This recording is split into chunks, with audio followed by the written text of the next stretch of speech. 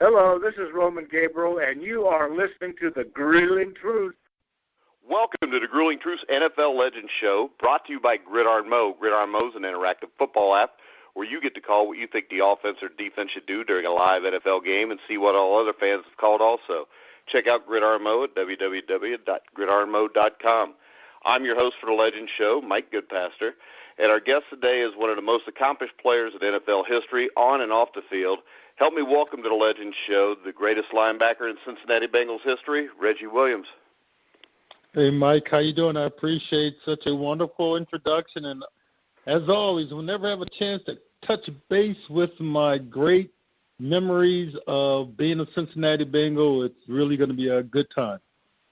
All right. Well, it's great to have you on. Complete honor. Like I said, you're one of my favorite players growing up. So tell us a little bit about your life growing up when you started playing football and who some of your early influences were.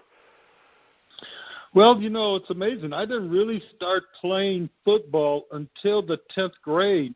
I was going to go out for football in the 9th grade, but I fell out of a tree right on my head, had my very first concussion, and the swelling was so big I couldn't put a helmet on. And so I started off in the 10th grade and was on the bench for the most part on the junior varsity. It wasn't until I had a chance to really train with one of my good friends who lived down the street. His name was Ricky Taylor. He went on to play for University of Miami football, but he would run up to Flint Southwestern High School and for practice, and then we'd have to walk back after practice home, which was about a half-hour walk one way, and that really started my love affair and passion for the sport and being competitive. And my heroes growing up was Jim Brown.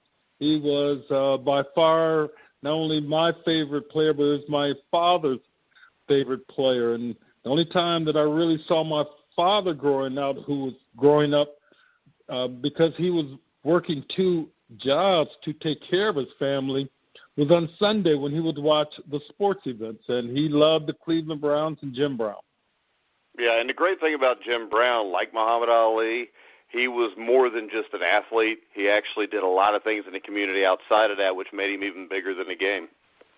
No, there's no doubt that he took a position on what it was like to be a contracted professional player under Paul Brown that ultimately led to the formation of the union within the National Football League. He was instrumental in supporting Muhammad Ali, as you mentioned earlier, in Muhammad's bid to resist induction into the armed forces.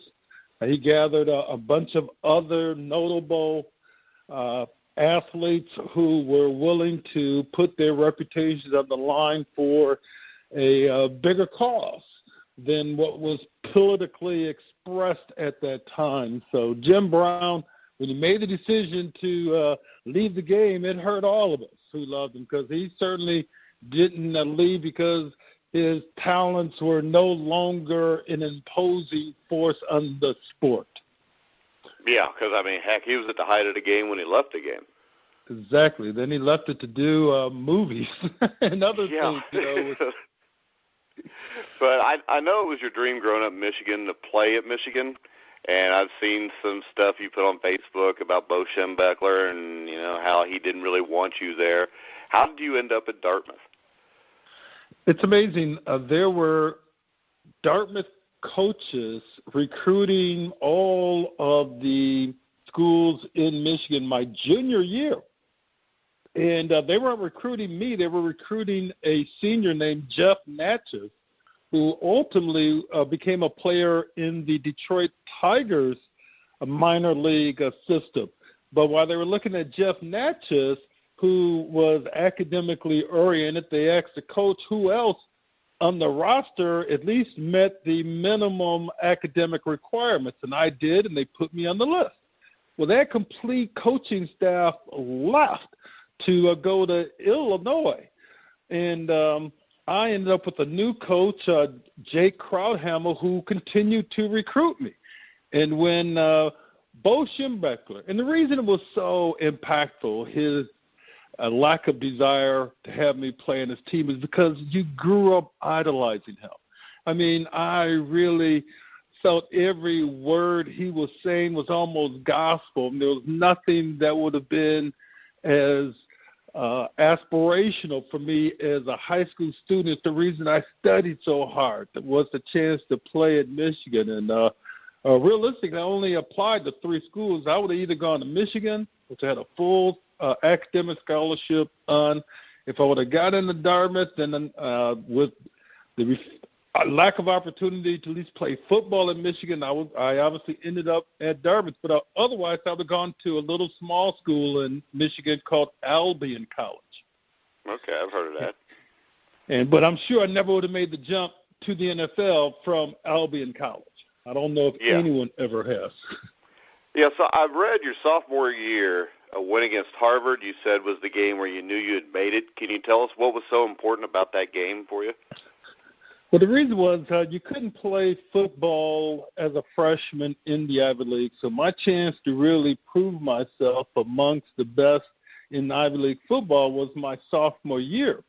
Well, I came to training camp with a hurt knee, having been hit by a car during my second shift job at Fisher Body in Flint, Michigan, and I came to camp unable to run.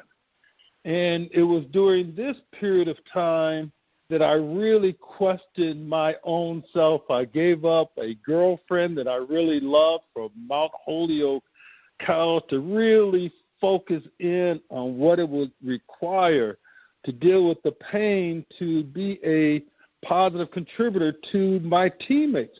At that time, Dartmouth had been Ivy League champions 4 years in a row, and they were starting this year 0-3. And I came off the bench to play a little bit in the 4th game at outside linebacker, and we won the game against Brown. It was the next week at Harvard, who was undefeated at that time. We were 1-3. I am starting my first game at middle linebacker because the middle linebacker, Pat Stone, had been injured in the previous game. And the big thing for me was my linebacker coach, Rick Taylor, gave me the responsibility as a sophomore in my very first game to call the signals, to take the full mantle of responsibility of leadership in that very, very important game. And that's why it was such a differential. I had a lot of tackles. I had a lot of sacks. I really disrupted, along with our entire defense. We had 4 goal line stands in that game. And it was such a determined effort by everyone who were equally inspired that for me, that's what football was all about. It was going to be so fun and it was going to be so eventful. And we ended up winning all of the rest of our games that year and repeated for the 5th straight time as Ivy League champion. And that really is the apex of my champion stories. I mean, even the 2 AFC championships that I enjoyed for the Cincinnati Bengals, they weren't the championships because they weren't Super Bowl. The only time I ever stood at any mountain, amongst my peers in football was when I was the 1973 Ivy League champions. And all right, now when you were at Dartmouth, who was the biggest influence on you? Was it a coach, another player, a professor, or? Well, I had a lot of influence, but, Jay Krauthammer made the decision when I was a freshman that I was going to move from running back because I wanted to be Jim Brown, and I was going to go to Dartmouth to be Jim Brown. He said, well, I know you want to be Jim Brown, but you're going to be a linebacker to me. And he changed my position to linebacker. And that was really something that was very surprising to me but it was something that obviously I excelled on. He believed in my talents more than I believed in my talents, and it was the complete opposite of what I was hearing from Bo Schembechler. And so that's why Jake Krauthamel, who is still living in Hanover, New Hampshire now, he has retired from a long, very productive, successful career as athletic director at Syracuse University. So, he's had an impact on a lot of young men and young women's lives all over the world. Yeah, now we get to draft day 1976. The draft a lot different now than it was then. You want to explain to us a little bit what your draft process was leading up to that and the actual draft day? Well, there was a draft, of course, but, it was 17 rounds, and there was no combine. So all of the teams individually scouted all of the players, and you really didn't know, who to believe, because I remember specifically being told by the Dallas Cowboys that I was going to be a first-round draft choice. And at that time, the Canadian Football League had a draft before the NFL draft, and the Canadian Football League at that time was competitive. Anthony Davis had already left USC. Instead of going to the NFL, he had gone to Toronto, and Toronto had drafted me number 1 in the CFL draft and really made an aggressive contractual bid offer for my first contract. Significantly, they offered me $100,000 in 1976. I ended up signing for the Cincinnati Bengals for $35,000. I mean, they were going to pay me 3 times as much, not counting the bonus, to play for Toronto. So it was a different time when you consider that players now just making the squad will make 10 times that in a single season. All right, so you get drafted by the Bengals. What was your first impression of going to Cincinnati?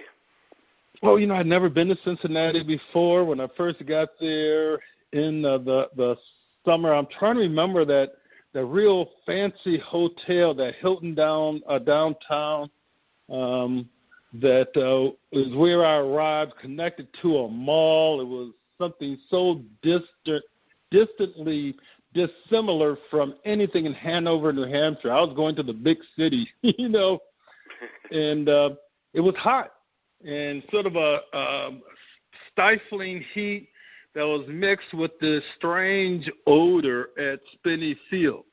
But I was excited to be there. I was having an opportunity to meet Paul Brown, but the reason that I was interested in Paul Brown is that I knew his son, Mike Brown. Mike Brown was a Dartmouth quarterback that at the time still held the record for the most points with the least amount of carries for Dartmouth College, which meant that he scored a lot of quarterback sneaks for touchdowns. Yeah, well, I think he graduated there in the late 50s, wasn't it, like 1957 or so? Yes, he's 1957. So whether it's coincidence or not, I was given the number 57, even though my desire was to play in number 63, which was the number I wore at Dartmouth, and that number was in honor of Willie Lanier, who was my other favorite player when I grew up for the Kansas City Chiefs. That middle linebacker played some great football, and also he was one of the top humanitarians in the NFL, winning the NFL Man of the Year in the third year. He was the first defensive player to win the NFL Man of the Year. Yeah, definitely a great player. I believe he's in the Hall of Fame. Yes, he is. What was your relationship like with Paul Brown? We had a very positive relationship. I mean, Paul was pure football. That was his passion and love affair, and you learned very early on how strongly he felt about any victory against Cleveland. I mean, the stories, you heard about, but, you could see when Cleveland week came up, he was very engaged. And it was my rookie year, the very first away game to go to Cleveland when I'm a bench warmer, that I sort of caught his eye. And I did it because on that Saturday walkthrough practice before the big game, before we even flew to Cleveland, the starting right outside linebacker, Ron Pritchard, collapsed. And his cartilage went out, and all of a sudden we didn't have a right outside linebacker. Instead of the coaching staff having the confidence of starting an Ivy Leaguer at linebacker against their arch enemy, they turned to the number 2 inside linebacker, Glenn Cameron, who had been the number 1 draft choice the year before, and they started him at outside linebacker. And so it wasn't until the second quarter that the team realized that wasn't a pretty good idea. They had everything to gain because it just wasn't working with Glenn's ability to tackle in open space. And the one thing that I had gained from special teams performance prior was that I learned to tackle in open space. And Cleveland at that time had a great open space runner in Greg Pruitt. Yeah. And so they brought me off the bench and stuck me in the lineup, and I played so inspirational because Cleveland was the home field of my hero, Jim Brown. I'm playing on his turf. I'm walking up through his visitors' dugout, in the Cleveland Indians formation of the stadium. But it's all a sort of spiritual experience. And also on the Cleveland Browns team is the greatest running back from the Ivy League, and that was Calvin Hill. He was a backup running back, but he was playing too.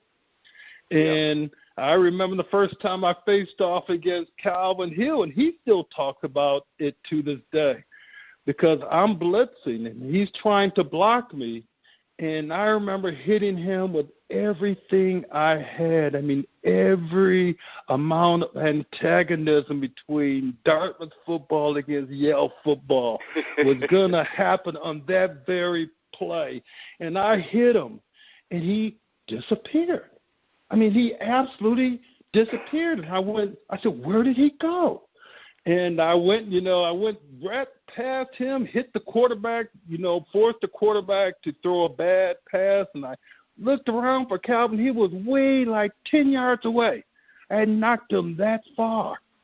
And he talks about that moment where he got hit so hard, the hardest he says that he's ever been hit. That's one of the reasons I shared that video with you with Earl Campbell. Because when I give a story like that, I don't want it to come off like I'm bragging or anything, but that was a moment where I had a lot to prove in my mind against, in my mind, the greatest player that has ever played in the Ivy League, much more than, the player that was the movie actor, Yeah. So you get to the Bengals. 1973-75 had been a playoff team, very talented team your first couple of years there. Was there anybody there that kind of took you under their wing to help you out? Well, Gary Burley was one of the first players that I met as a rookie who really took me under his wing and helped me find a good place to stay. I played next to Coy Bacon, and he took me under his wing just because how ferocious he was. I mean, to be able to play against a guy that was setting the NFL record for sacks, and he was an institution in the old, L.A. Ram defense, and to play with this guy, and learn from his tenacity. Now, there were things about Coy that you didn't necessarily want to learn because there were many a day in practice that he came to practice smelling of alcohol.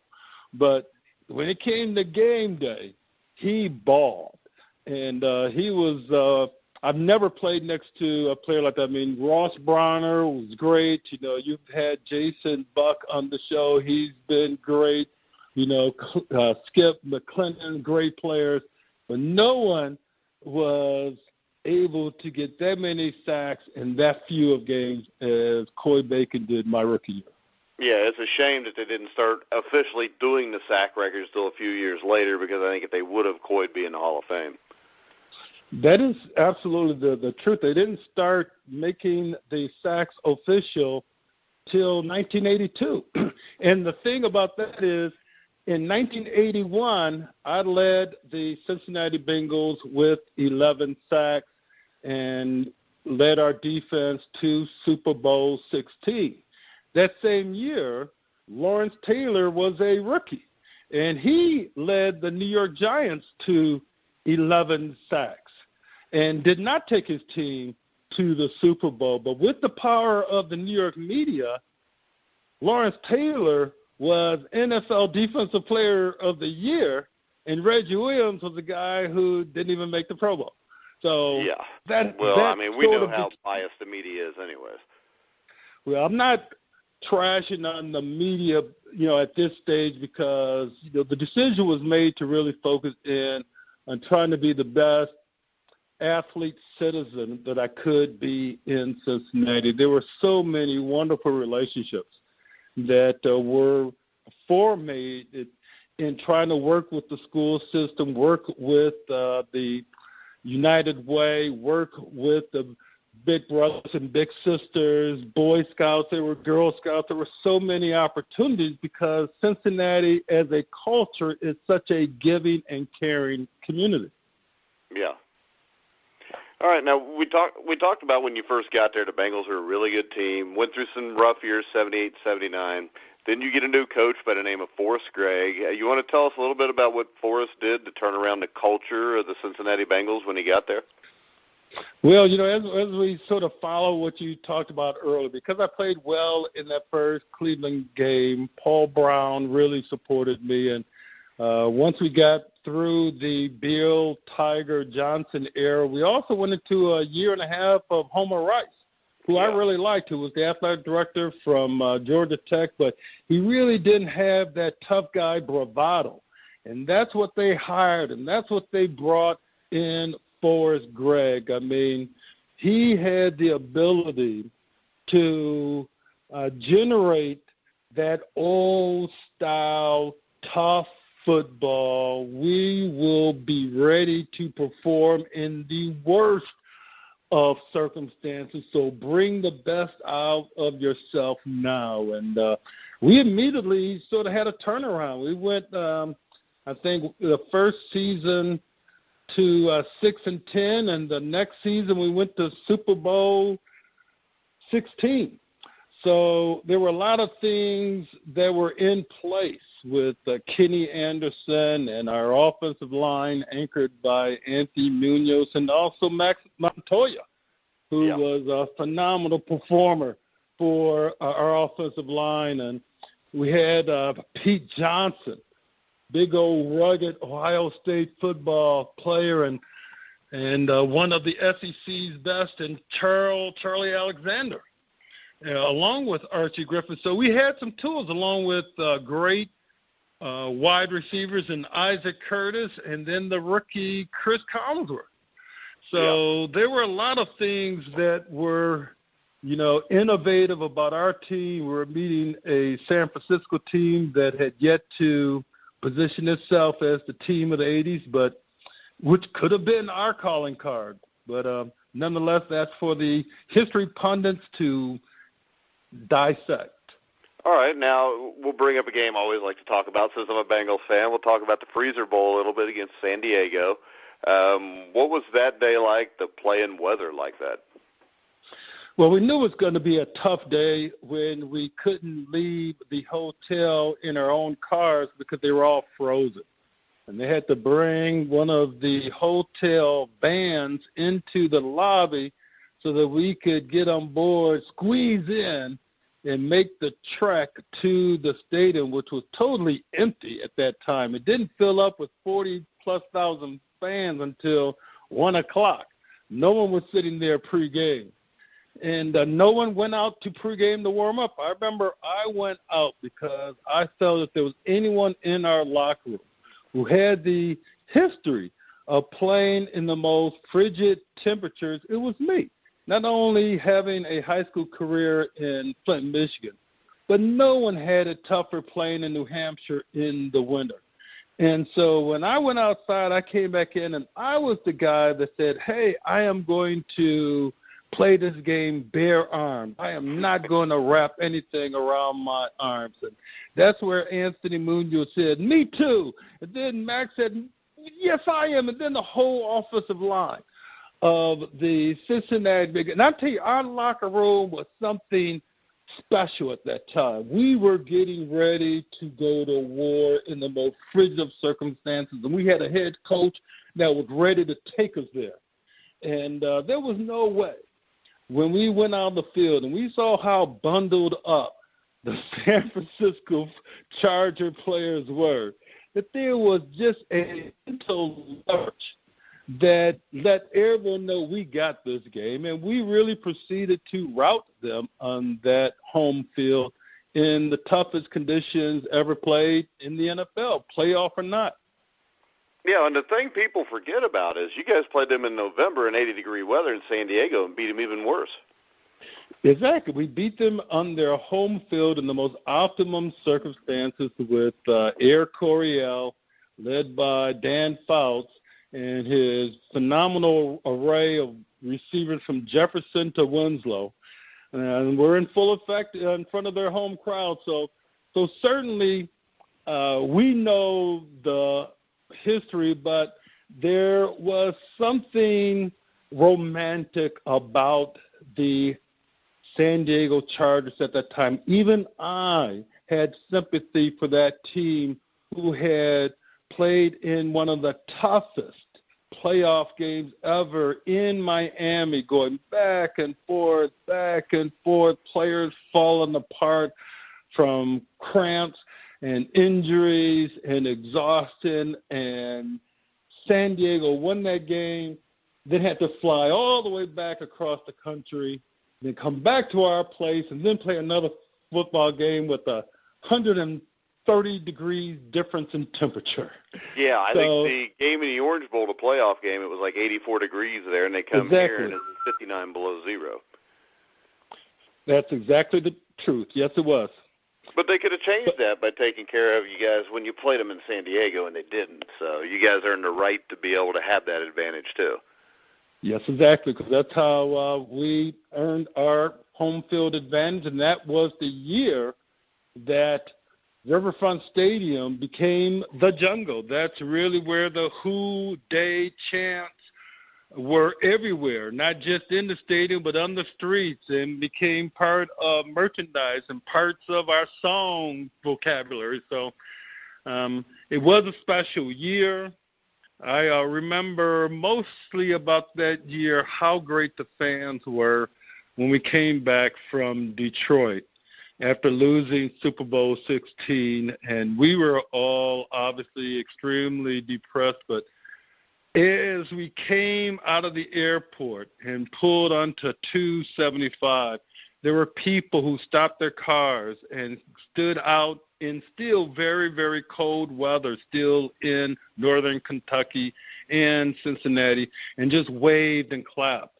And as we continued until we hit 75 North, and then there was nothing but cars stopping, people standing and cheering and waving as the bus went by until we went all the way downtown to Fountain Square, which was packed.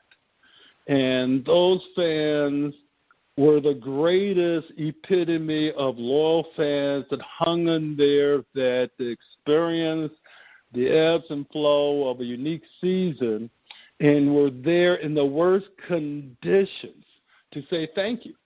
And that's one of the biggest things that I feel, even to this day, that our fans deserve a championship. And that's why it was so painful when I was part of the team that lost in 23, because we had sort of promised them that. if not with our exact words, it was just with how great they were the first time we lost. You didn't want them to experience that again. But now we're 28 years later, and it's not about, we can't even win a playoff game, Reggie. Exactly. Well, you got to kind of laugh about it, but, that's one of the reasons that, you want to stay in touch. Because even though the team doesn't really have, a Hall of Fame, it really doesn't call on its former players to be part of today's culture of pursuing a championship. We were part of the fabric of the toughness of this game in Cincinnati, especially from a defense. And I appreciate you, opening the show saying that, I'm top linebacker in Cincinnati Bengals history, because that was my goal as a player. Even in that point where I spent the last part of my career playing middle linebacker on short yardage and goal line, that was because I'm stepping in Jim LeClaire's shoes. He's the person that taught me how to play NFL football from he was a hell of a linebacker standpoint. He's a great player, a great teammate, and an inspirational leader for me. So there's a lot of players when you think about, the bedrock of what the Cincinnati Bengals defense is all about, that really today's players should know about and they should be proud of and say, I want to play like those guys. And those guys wouldn't blow it with temper tantrums. We didn't, at our time now. And we're playing a time that was a more volatile rules time in the NFL. Yeah. Anything can happen on the you field. Talked a little bit. There was 2 player strikes while you were playing. You want to talk about those a little bit, 1982 and 1987? Yeah, the 82 strike really took away 6 regular season games. The only thing good about that strike, because the players got very, very little, was that my oldest son, Julian, was born during that time, so I didn't have to go to practice, and I was there in the hospital, was able to cut his umbilical cord. But beyond that, 82 was really a waste. We were coming off of Super Bowl 16, and our record was 7-1, but we never played enough games to really know ourselves, and we ended up losing the first playoff game against the New York Jets at home, which is probably one of our worst performances as a team, probably in Forrest Gregg's whole career. And so the second strike was now taking place when I am the NFL Man of the Year. And it is following an experimental surgery on my right knee that has never been successfully done in the NFL, and it was called an abrasion then, but right now it's microfracture surgery. So I had a surgery that basically abraded, the femur and then the tibia below until it bled, and then you basically stayed off that leg for the entire off season. And when we came back, I didn't really run until my very first day of practice and realized I could run and was able to retain my starting job. And the game that was our last game before the strike was a game against San Francisco at home, where we were leading by 4 points with just 6 seconds on the clock. And we've got the ball, and somehow we ended up losing that game, which is one of the most – oh, man, that was an antagonistic creating loss, because everyone started pointing the fingers, and then we went out on strike. And basically, if we had to summarize what the players were striking for, ultimately they got what they were striking for, which they began in 87 and they ultimately achieved some semblance of it in 93, was free agency. And free agency has dramatically changed the pay structure of the NFL. Very good for the top-end players. You have players like Tom Brady who are making $20 million a season, playing next to 10 guys on his team who are making less than $500,000 a season. So the disparity is enormous. What I was interested in at that time in my 12th season was more health care. I mean, however you pay individual performance, everyone should be treated to the same quality of great health care and for the rest of your life. I mean, many of the reason I was able to become the first player to come back from microfracture surgery is because the team was willing to invest in cutting-edge techniques. Well, you'd love to have your team in the league forever invest in cutting-edge techniques that allow aging players to minimize the effects of aging. And so that's one of the reasons, like now, as a hard-hitting linebacker, I'm interested in knowing what the league is doing about CTE. I don't want to know about CTE after I'm dead. I want to know what are some of the things possible now to slow down some of the negative effects. What are the so what's things your opinion of how the NFL is taking care of the players now as opposed to a couple of years ago even? No, I think in this subject they are somewhat negligent. And I think they're negligent because the whole proposal right now is only structured to benefit people who die or who are on the verge of dying and therefore suffering all manner of end-of-life malady that is very, very devastating. So no one has a focus group right now that's saying, okay, let's get all of the possible players and what are the things that we can do to teach? What are the things that we can do to minimize the effects? What are some of the things that we can do to teach other people in other industries? Like you're hearing now about many of the people who are skateboarders and other action sports who are having concussions and car racing. So there's in the military, veterans who are coming back who are getting concussions from IEDs and things like that. So there's a lot of reason to invest in the brain. And so at this point in time, though, that's not being done. There are none of these $20 million a year players that say, you know what, I want to put $10,000 of my salary and see how we can help learn from some of these other players who are going to be because when you're 30 years old, you're in the NFL, you think you're invincible and it's never going to happen to you anyway. You're absolutely right.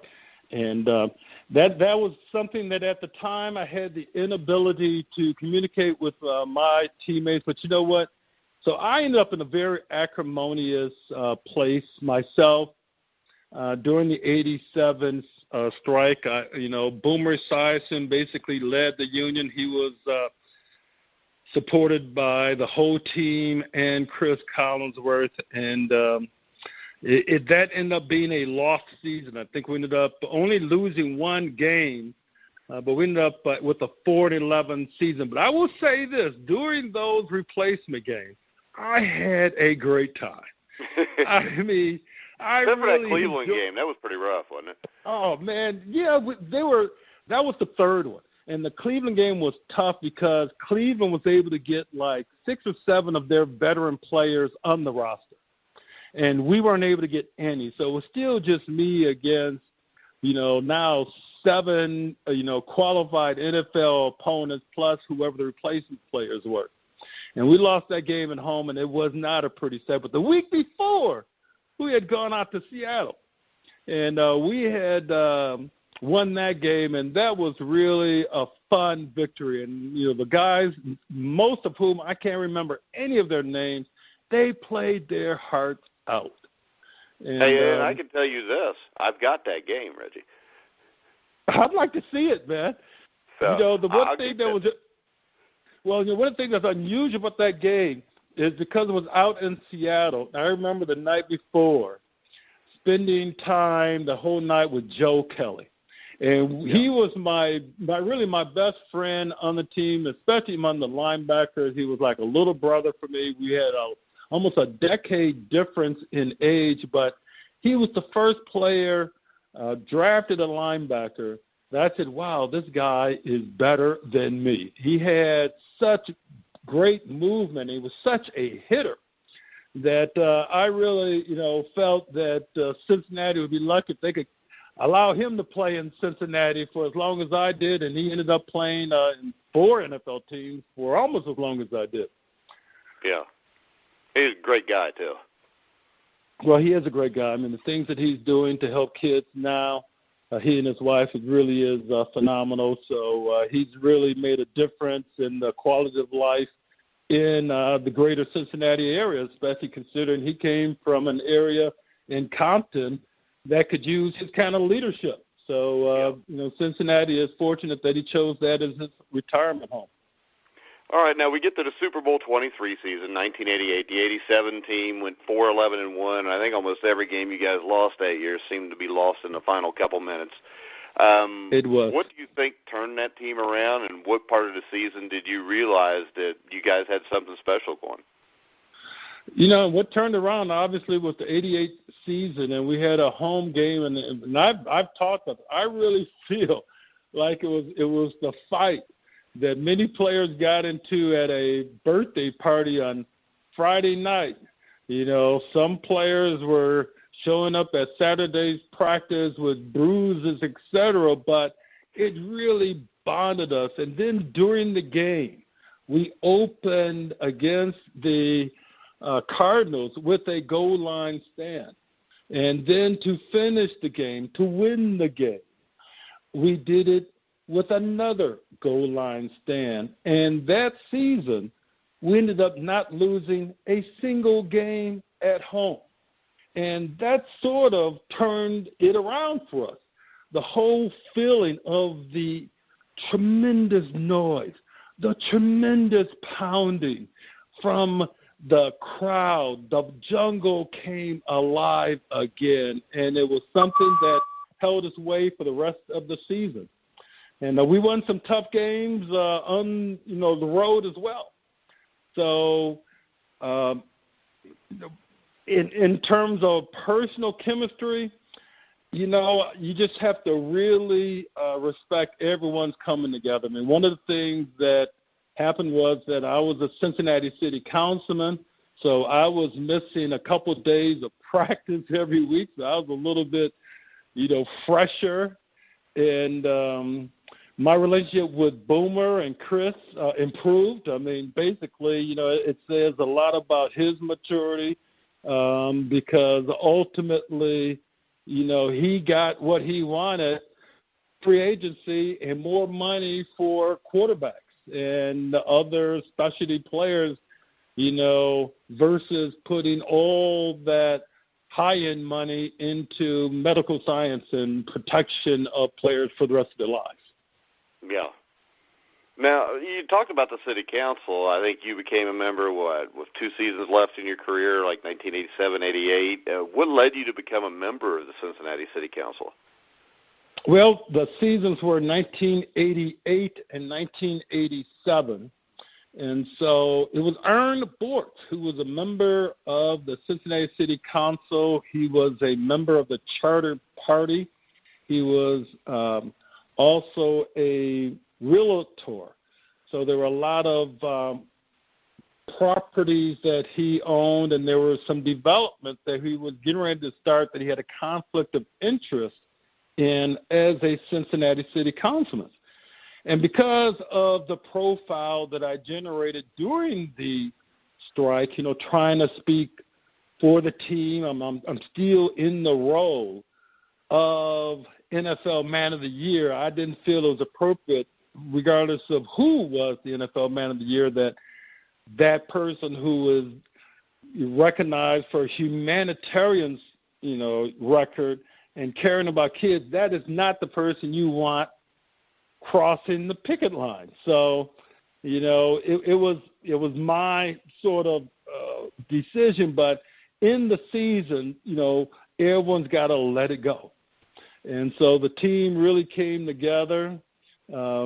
Tremendous execution on offense. Stanley Wilson was a major addition, which is one of the reasons why the night before the game was so devastating for everyone, that we just didn't see it coming. Yeah. Man, he was unbelievably talented. He might have had more talent than any running back on that team, too, and that was a team with 4 or 5 great running backs. Well, it was Icky's coming out year, and he had a phenomenal year. But the thing that people don't realize, it was who was blocking for him. And when Boomer was having his great performance passing the ball, you start saying, well, who was blocking for Boomer? And it was Stanley. And he was very tough in getting us a lot of those hard, short yards that were important in extending a drive. And he was a person that I personally took under my wing as a Cincinnati city councilman. And I had numerous times go and sort of defend him publicly for the team giving him his third chance. And it was about to pay off, and it unfortunately did not pay off, and we lost out in a big way. Yeah, I think people forget how big a part he played, not just there, but even in the playoffs. I think he scored a couple touchdowns in the divisional game against Seattle. And the field that we were playing on in Super Bowl 23 was one of the worst fields ever played on for any football game. 2 players were hurt badly in those games, Tim Crumroy on our side and Steve Wallace on their side, both because of the turf. But that would have been a perfect surface for Stanley Wilson.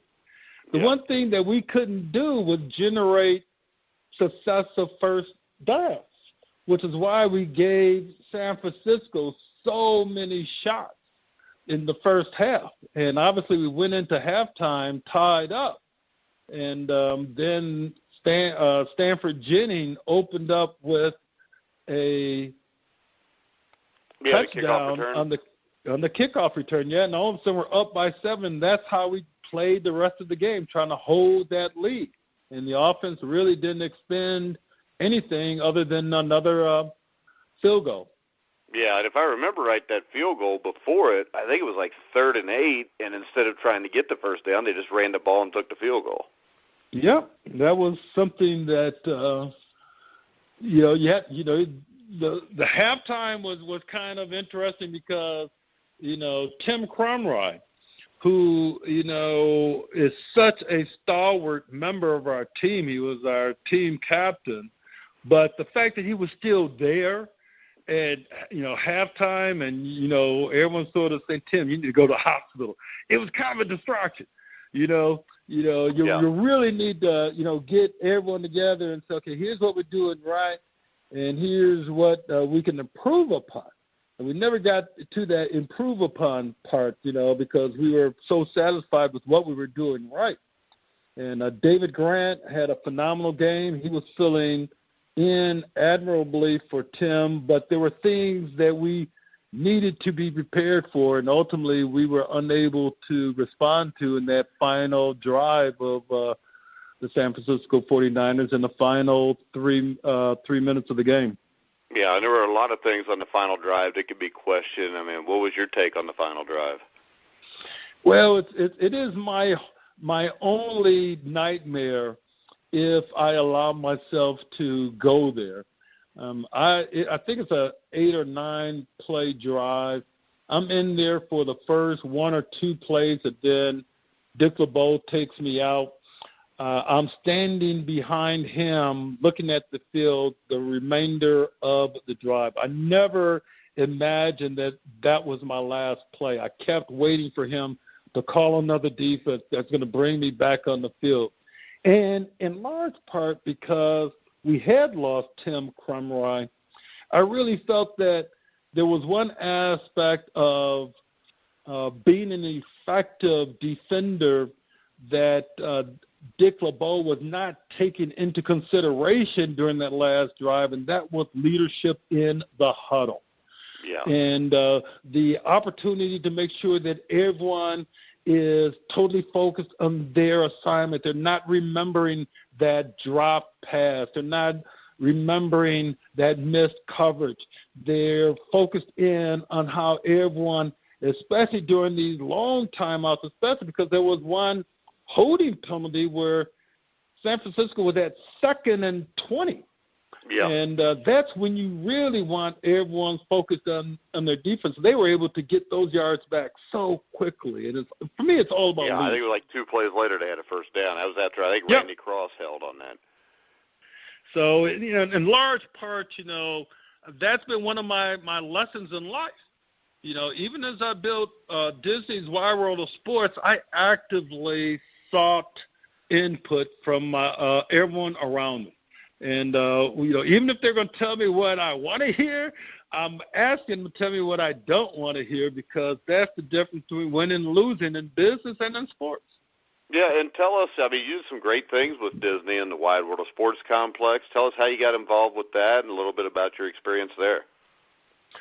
Well, I was retired at the time and was working for the NFL in California. They had asked me to stay on after dismantling the World League of American Football and basically firing me. But what happened was that was the year of the Rodney King riots, and they had an image problem with Super Bowl 27 being played in Pasadena.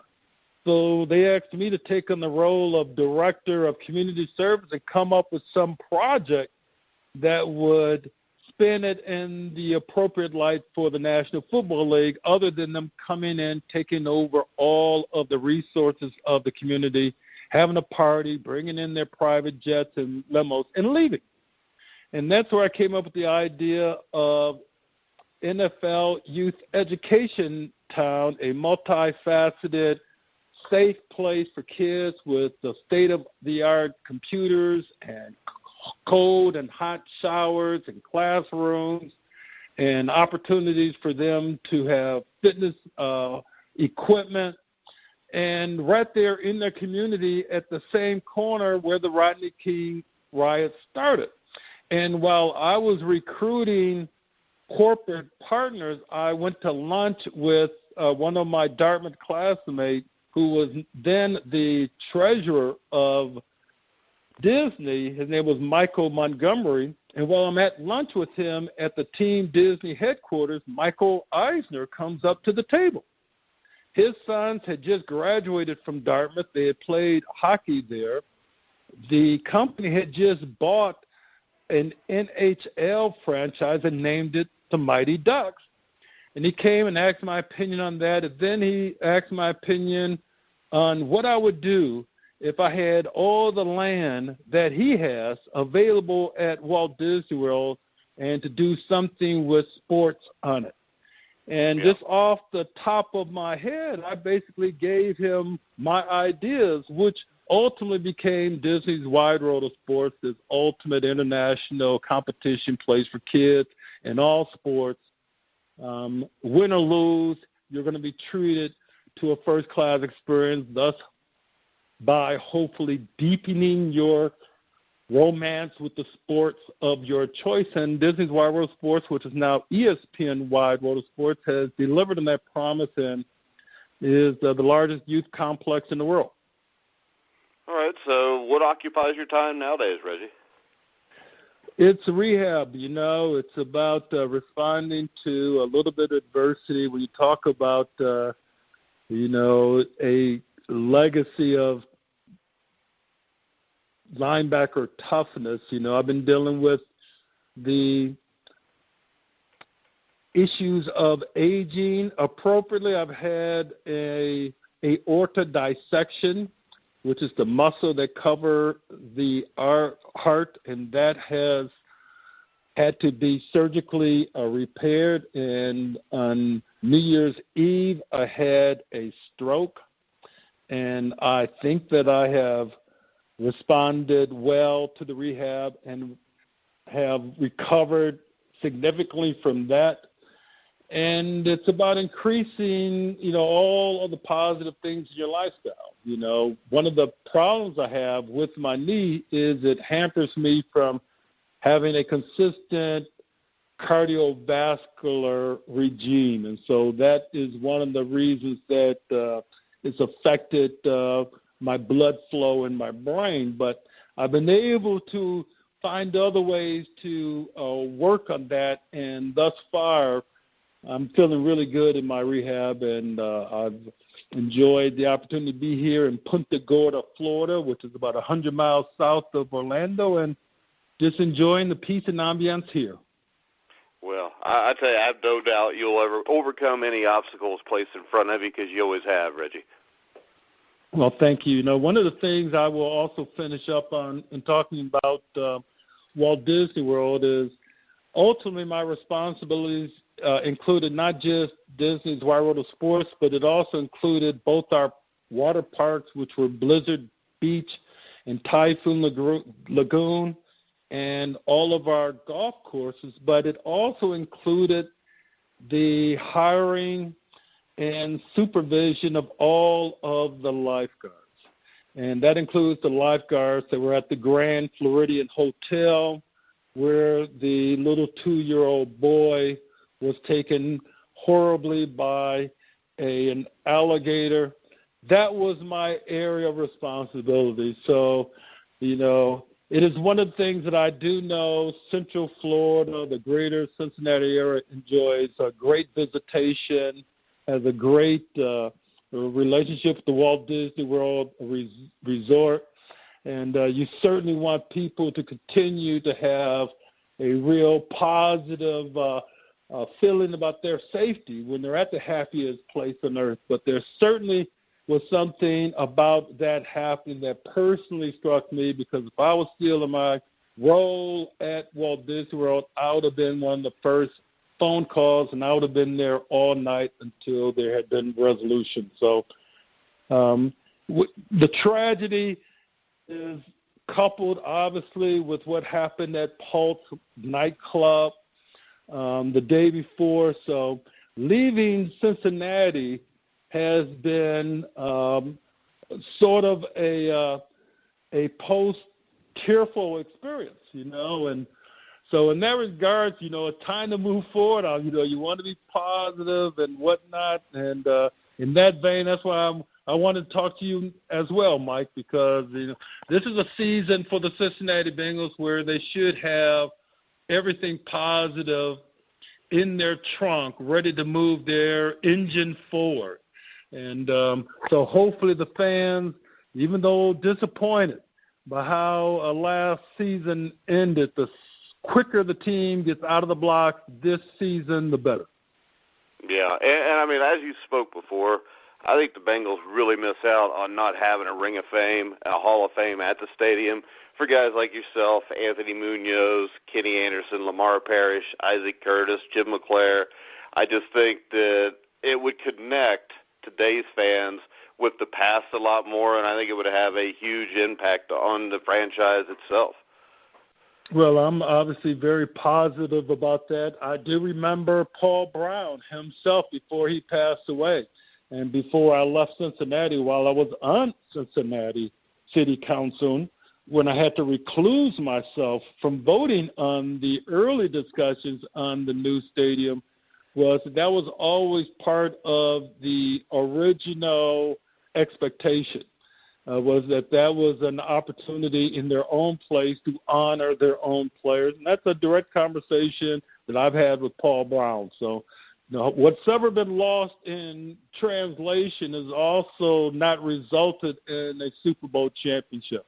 Whether it's coincidental or not, it is, a reality that everyone has to digest moving forward. But that having been said, We need to rally everything and everyone around what's necessary to optimize the opportunity for this team to feel the support of our fans so they can do what they need to do to bring a championship back to the Queen City. I mean, you gotta admire LeBron for doing what he said he was gonna do. And I'd already win a championship because it's not easy to do. It's not easy to do, Mike. It really isn't. But, hey, Reggie, it was an absolute honor having you on the show. And I know Joe's going to be asking me, did you ask him to be on the Bengals Weekly show this year? So the offer is always standing whenever you want to come on and talk with me and Joe during the season. We'll look forward to it, Mike, and obviously always look forward to spending quality time with Joe Kelly and all of the fans that listen to your show in the greater Cincinnati area. Hoo-day, hoo-day, hoo-day. All right. Thanks a lot, Reggie. Thanks, Mike. Take care later. Bye. All right, guys. Remember to check out The Grueling Truth at thegruelingtruth.net. Tomorrow we'll have another former Cincinnati Bengal from that Super Bowl 23 team. Defensive tackle Jim Scow will be on the show. Next Tuesday night on the Legends Show, we'll have former Seattle Seahawk running back Kurt Warner. Also, I am in talks setting up a day with Dave Craig, which could probably come within the next 2 or 3 days. And then Eric Dickerson will be a guest here over the next couple months. I talked to him today, so he's definitely interested in being on the show. You can follow us on Twitter at Grueling Truth. Remember, gruelingtruth.net is our website. You can hear all of our shows on iTunes, iHeart, TuneIn, Google Music, Stitcher. Pretty much anywhere you get podcasts, you'll find The Grueling Truth. So, for Reggie Williams, I'm Mike Goodpaster. You've been listening to The Grueling Truth, where the legends speak.